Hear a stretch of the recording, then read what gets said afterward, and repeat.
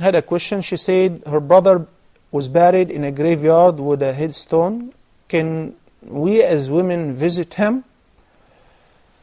I say the opinion of the vast majority of the fuqaha that it is permissible for women to visit the graveyard, not to follow the funeral, not to follow the deceased until he's buried. But visiting the graveyard afterward for women, according to the Jumhur, is permissible because the hadith in which the Prophet ﷺ said, I had forbidden you from visiting the graveyard, now I permit you to visit it because it reminds you with death, was general. It does not specify only men. There are some scholars who are of the view that it is not permissible for women at all to visit the graveyard because in one hadith the Prophet ﷺ said, لَعَنَ اللَّهُ زَوَّارَاتِ الْقُبُورِ, may Allah curse women who visit the graveyard. But those who approved it objected to that by saying zawarat is an extensive form, which means those who go on a regular basis. But visiting every once in a while, similar to men, they share men in the same right of receiving the admonition.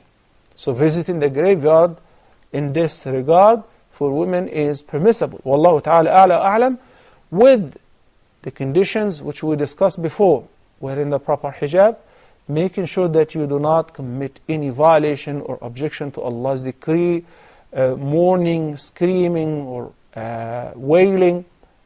None of that, neither at the graveyard or at home. And Nabi sallallahu alayhi wa sallam in the seventh hadith said it is not permissible for any person to mourn the death of any person that covers any person, even a father, even a mother, for more than 3 days, except a wife mourning the death of her husband for 4 months and 10 days, which is the iddah of a widow. In this iddah, she must not leave home except for whatever is necessary and during the daytime. So, accordingly, it is permissible for you guys to visit the grave of your brother. And do not forget, what's permissible and what's prescribed is only to greet the graveyard and its dwellers by saying, السلام عليكم أهل الديار من المؤمنين والمسلمين وإنا إن شاء الله بكم لاحقون نسأل الله لنا ولكم العافية. And I believe I mentioned the meaning of this dua many times. Hiring people to sit around and recite Quran and distribute charities in the graveyard, none of that is prescribed.